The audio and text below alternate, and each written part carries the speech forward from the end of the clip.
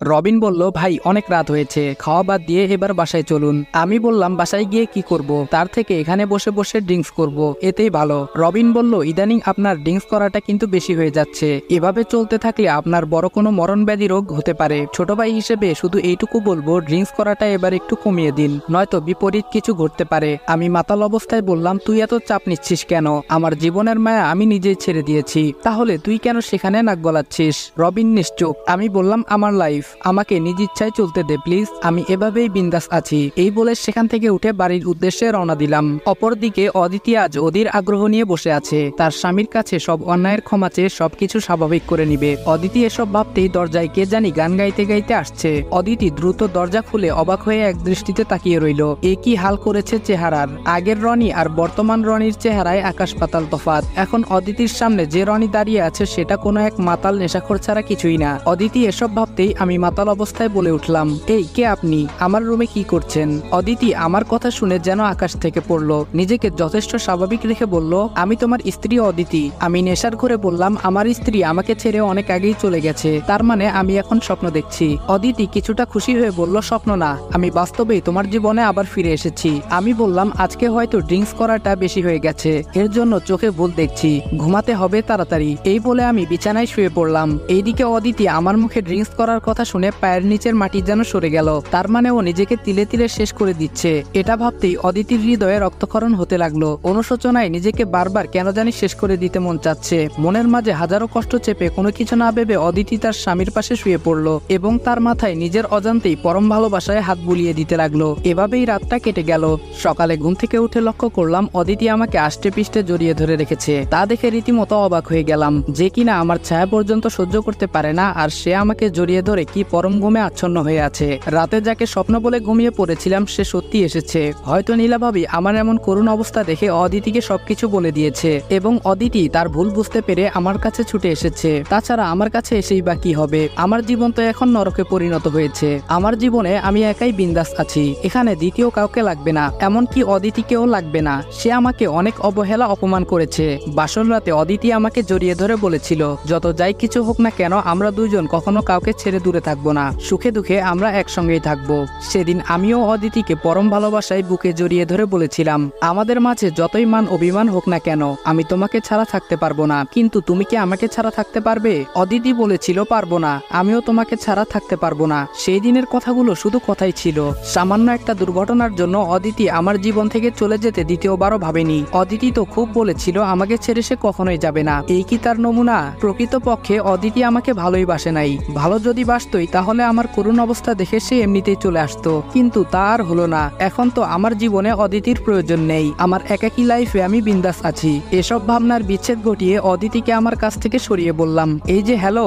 অদিতি বলল, তোমার ঘুম তাহলে ভেঙেছে? আমি বললাম, আপনি তো চরিত্রহীনদের সহ্য করতে পারেন না, তাহলে আজ কেন আমাকে জড়িয়ে ধরে ঘুমিয়েছেন? অদিতি বলল, আমার স্বামী কোনো চরিত্রহীন না, সে সত্যটা আমি জেনে গেছি, এর জন্য তোমার জীবনে আবার ফিরে আসলাম। আমি বললাম, চলেই যখন গিয়েছো তো ফিরে আসার কোনো প্রশ্নই আসে না, কি দরকার ছিল আমার এই নরকময় জীবনে আবার আসার? অদিতি নিশ্চুপ। আমি বললাম, কথায় আছে না, ভাঙ্গা হাড়ি কখনো জোড়া লাগে না। এখন তুমি আমাকে যেভাবেই অনুরোধ হোক অথবা দুষ্টু মিষ্টি কথাতে আমাকে যতই বোলানোর চেষ্টা করো কাজ হবে না। ভাঙা সংসার ভাঙাই থাকবে, সেটা আর জোড়া লাগবে না। এখন তুমি যে রনিকে দেখছো সে আর আগের রনি নেই, এলাকা জুড়ে সবাই জানে মদখোর রনি। অদিতি কথাটা শুনেই কাপা গলায় বলল, তুমি তো একজন শিক্ষক ছিলে, ছাত্রছাত্রীদের সবসময় ভালো উপদেশ দিতে, আজ তুমি এসব করে নিজেকে শেষ করে দিচ্ছ?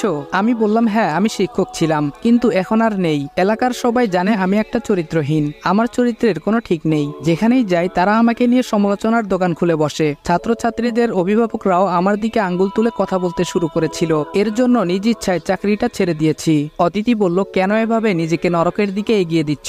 তোমার যদি কিছু একটা হয়ে যায় তাহলে আমার কি হবে? আমি বললাম, আমার যা খুশি তাই হোক, এতে তোমার কি? তাছাড়া আমার জানা মতে তোমার সঙ্গে আমার কোনো সম্পর্ক নেই। এখন যেটা আছে সেটা হয়তো কাগজে কলমে, আত্মার সঙ্গে যে সম্পর্কটা জড়িয়েছিল সেটা তো সেই দিনই শেষ, যেদিন তুমি আমাকে অপমান অপদস্থ করে বাসা থেকে চলে যেতে বলেছো। অদিতি নিশ্চুপ। আমি বললাম, পরিশেষে একটাই কথা, আমার জীবনে তোমার কোনো স্থান নেই, তুমি আবার তোমাদের বাসায় চলে যাও, আমি একাই বিন্দাস আছি, সবকিছুতেই এখন নিজেকে মানিয়েছি। অদিতি কথাগুলো নীরবে শুনছে আর শব্দহীনভাবে কান্না করে যাচ্ছে।